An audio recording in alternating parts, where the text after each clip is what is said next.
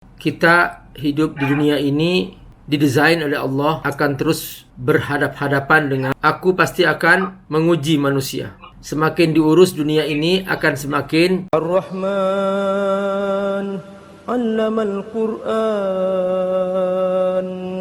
khalaqal insan 'allamahul bayan. Jangan lupa donasi untuk keberlangsungan FAT-TV ini. Insya Allah semua yang Anda donasikan Allah akan mengganti dengan lipat ganda, karena di sini Anda beramal jariah. Ayo bergabung dalam dakwah FAT-TV. Semoga Allah berkahi. Kita hidup di dunia ini didesain oleh Allah akan terus berhadap-hadapan dengan masalah. Karena memang tabiat dunia ini serba masalah. Dan sampai hari kiamat akan terus banyak masalah. Semakin diurus dunia ini akan semakin banyak masalah. Puncaknya adalah langit runtuh, bumi hancur, gunung-gunung berterbangan, dan ketika itu manusia seperti laron. Semakin dekat hari kiamat, dunia ini semakin komplikasi karena usia dunia semakin tua. Seperti tubuh kita, semakin dia mendekati masa hancurnya, maka dia semakin banyak masalah.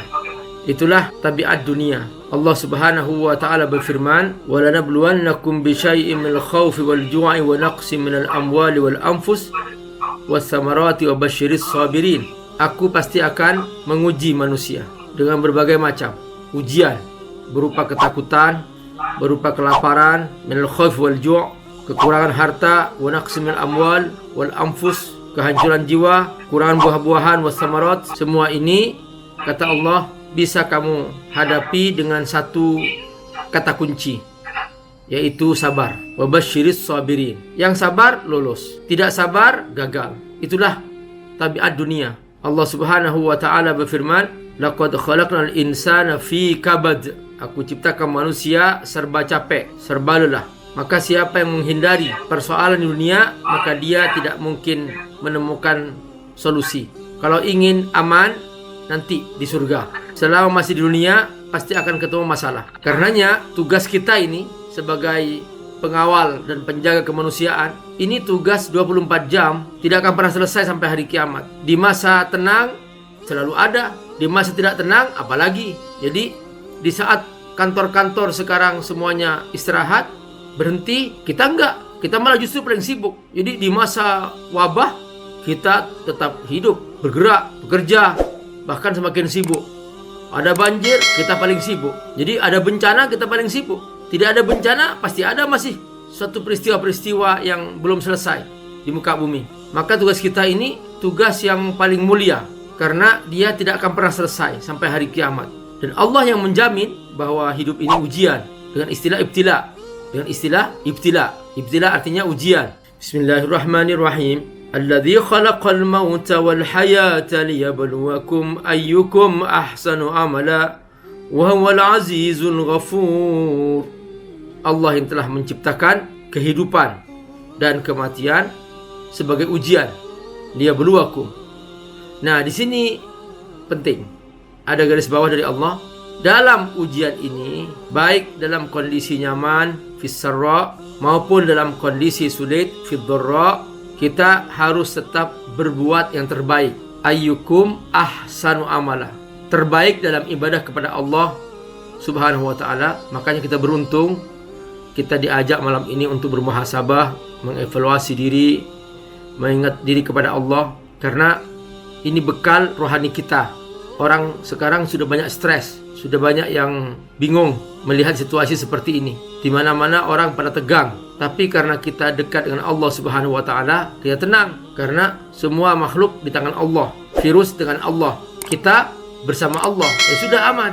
Dan kita paham dengan yakin bahwa semua tidak akan terjadi kecuali dengan takdir Allah Subhanahu wa taala. Makanya pesan Nabi kepada salah seorang sahabatnya yang masih muda waktu itu, yaitu Ibnu Abbas. Nabi mengajak Ibnu Abbas berjalan-jalan. Lalu Nabi memboncengnya. Di tengah jalan, Nabi bersabda, "Ya gulam, wahai anak muda, ihfazillah yahfazka."